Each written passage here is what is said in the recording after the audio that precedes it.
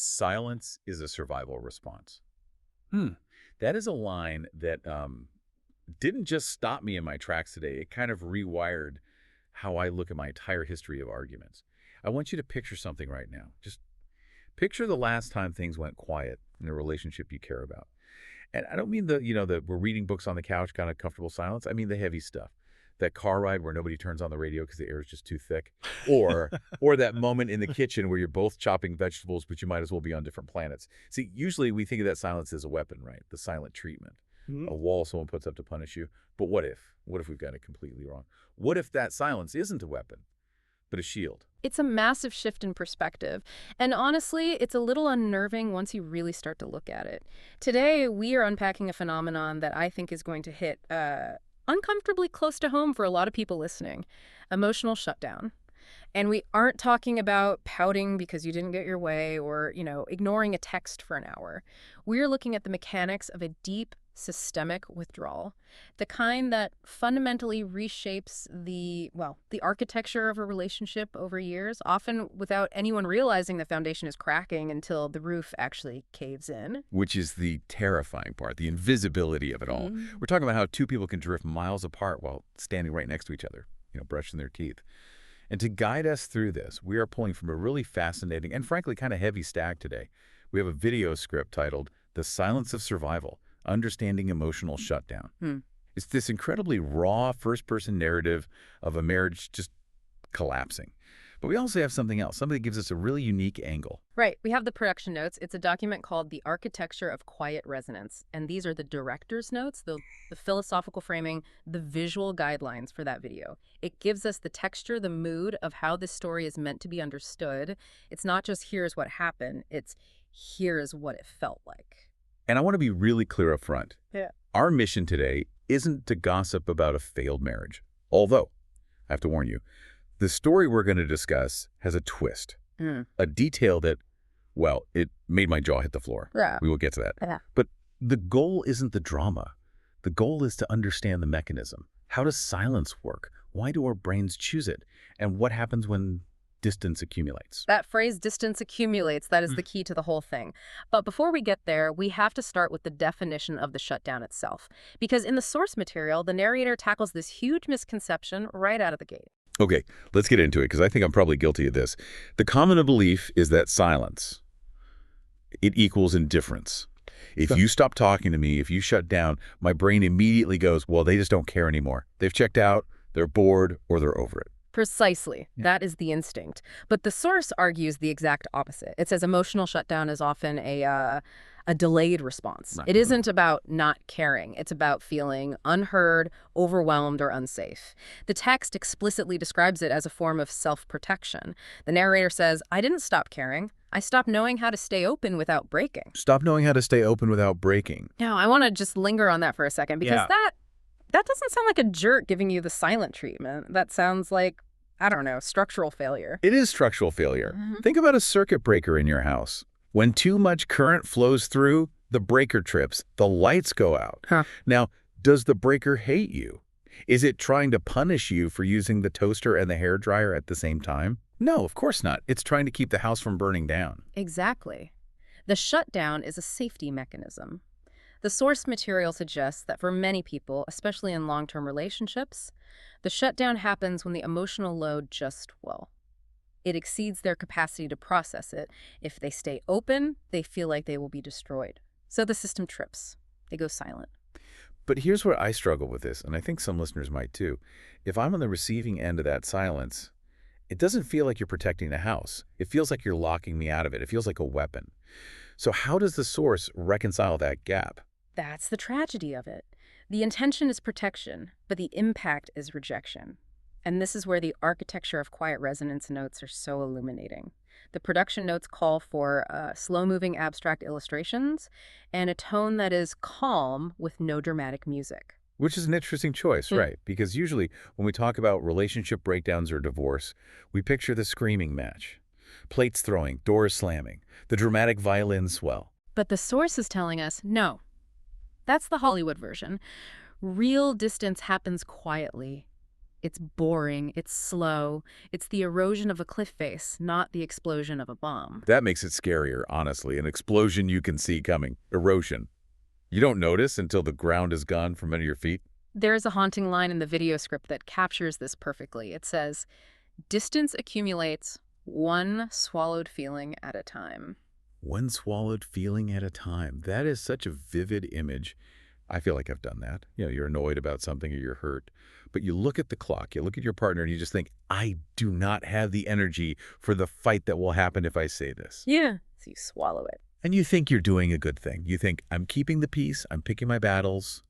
But the source argues that those swallowed feelings, they don't digest, they don't disappear. They're not like a sandwich.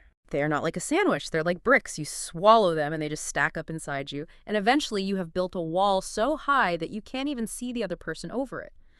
And this connects to one of the phrases in the notes. Clarity doesn't erase pain? I mean, we're analyzing this with clarity now, looking back. But the process of that accumulation while you are in it, it's just confusing. It's numbing. So, okay, let's look at this specific case study in The Silence of Survival, because this is where the theory really hits the pavement.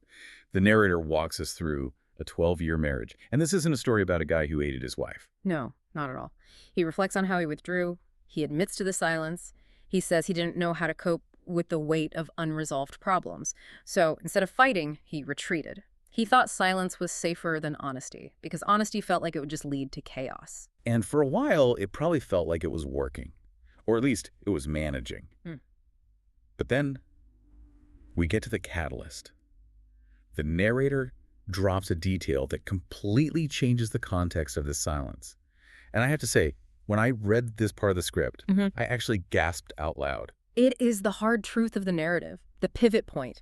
Late in the marriage, after years of this accumulating distance, the narrator discovered that the child he'd been raising for years was not biologically his. Whoa, okay, let's just pause there for a second. Paternity fraud, that's a nuclear bomb. My brain instantly goes, well, case closed.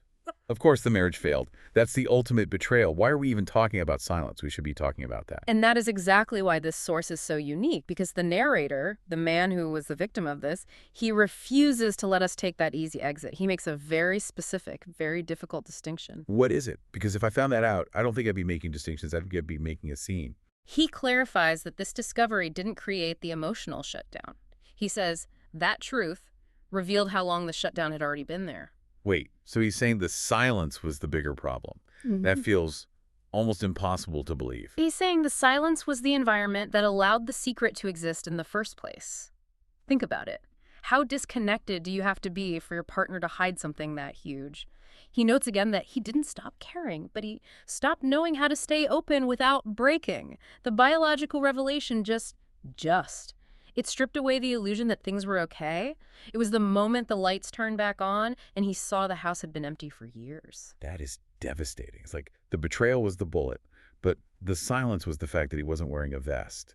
He was already completely vulnerable because he had already checked out. Exactly. And what's fascinating is the reaction the story got in the comments, which the source material summarizes.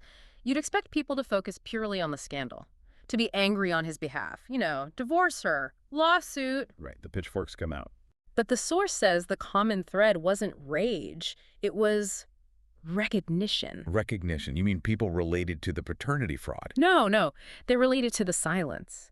You have men with 25-year marriages, co-parents, separated partners, all seeing themselves in this description of the shutdown. The text quotes the realization so many of them had. I wasn't trying to hurt anyone. I was trying to survive. And that brings us right back to the hook. Silence as survival. It's almost like there's a secret society of people who've just gone quiet because they don't know what else to do. They aren't villains in their own heads. They're just trying to keep the boat from capsizing by not rocking it. But they don't realize that by not rocking it, they aren't steering it either. They're just drifting. And drifting has consequences. Which brings us to probably the most controversial part of the source material, the concept of the invisible partner dynamic. Oh boy. This part. I read this and thought, okay, we're walking on thin ice here. This is where the source discusses why the other partner, the one not shutting down, might step out of the marriage. And we have to be very nuanced here. The source describes a pattern. When one partner feels emotionally invisible for a long, long time because the other has shut down, withdrawn, stopped engaging, they sometimes look elsewhere for connection. Okay, but we have to be careful. Because Yeah. it sounds like we're saying, well, he was quiet, so she had to cheat. That sounds like victim blaming, especially given the paternity context. And the source is very strict about that caveat. It explicitly says that doesn't excuse betrayal. It doesn't erase responsibility. This isn't a justification. It's a mechanic. It's explaining the ecosystem. So it's not an excuse, it's a diagnosis. Correct. The narrator notes that partners look elsewhere, not always because they want to leave, but because they want to feel seen. Because they want to feel seen. That hits hard. If you are living with someone who is emotionally shut down, who is in that survival mode, you are essentially living with a ghost. You walk into a room and they don't look up. You ask a question and get a grunt. You are invisible in your own home. And humans are social creatures. We need mirroring. We need someone to acknowledge we exist. If your primary partner stops doing that because they are protecting the circuit breaker, well, the hunger for connection doesn't just go away, it just gets dangerous. It's a tragedy on both sides, really. One person is silent to survive the overwhelm. The other person feels invisible and seeks connection. And suddenly, you're strangers. But there's another layer to this source material that I found really intellectual, almost meta. It's about how we, the audience, receive this story. The suspicion of clarity. Yes. The response to the storyteller himself. The source mentions that when the narrator shared this story, this heavy, traumatic story, some people didn't believe him. They called it fake. And the reason they gave is incredibly telling about our society. They thought the story was too calm, too structured, too reflective. Think about that for a second. He's talking about one of the most painful things a man can go through. Finding out his child isn't his. And because he wasn't screaming, because he wasn't a mess, people thought this must be fiction. The expert commentary in the source dives into gender expectations here.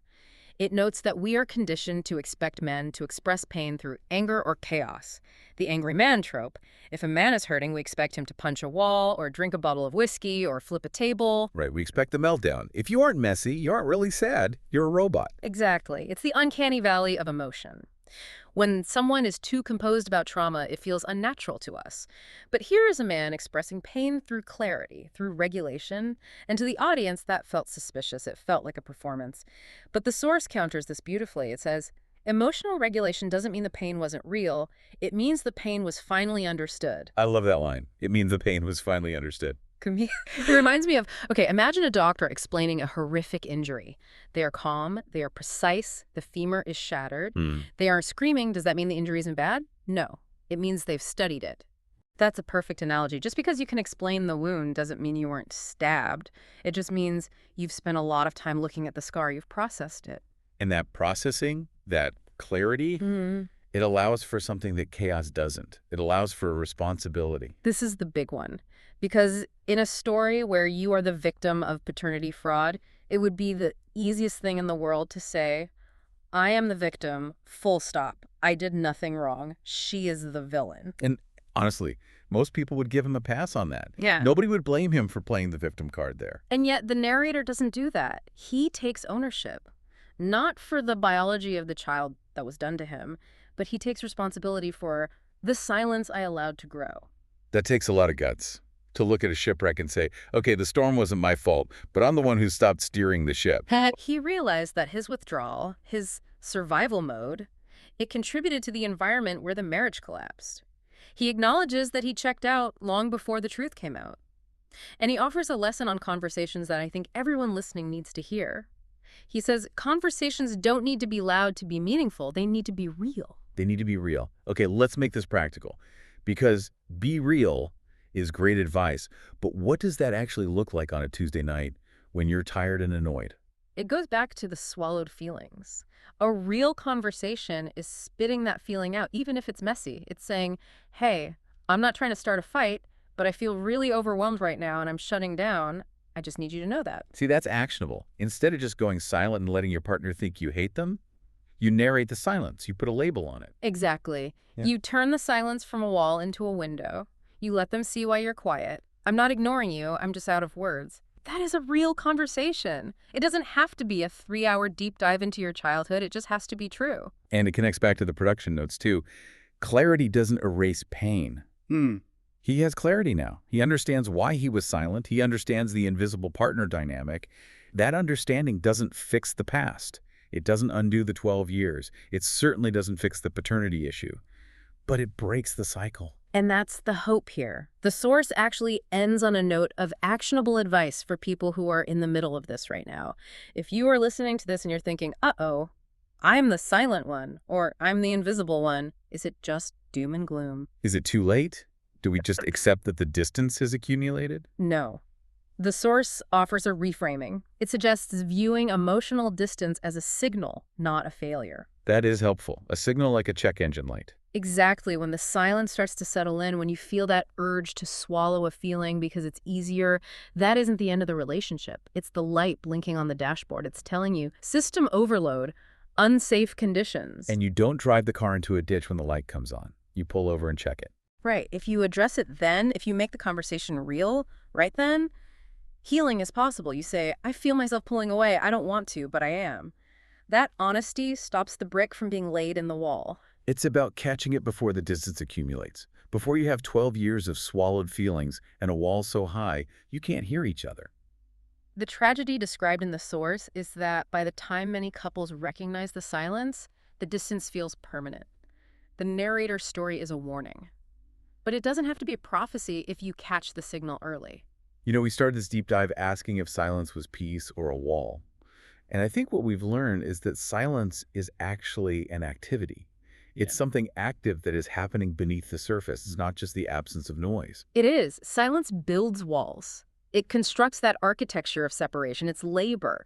It takes energy to hold those feelings in. It takes energy to maintain the distance. And tearing down a barrier is hard work. It's scary work. It requires coming out of that survival mode and risking being hurt again. It requires staying open without breaking, even when you feel like you might break.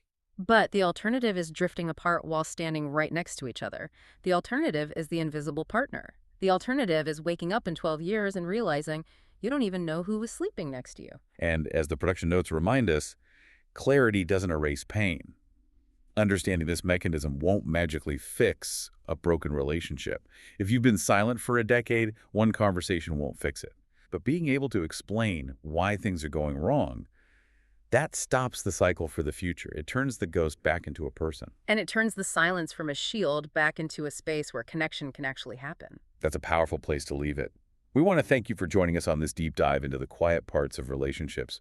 It's not always easy to look at this stuff, especially when the source material is this heavy, but it's necessary. Absolutely.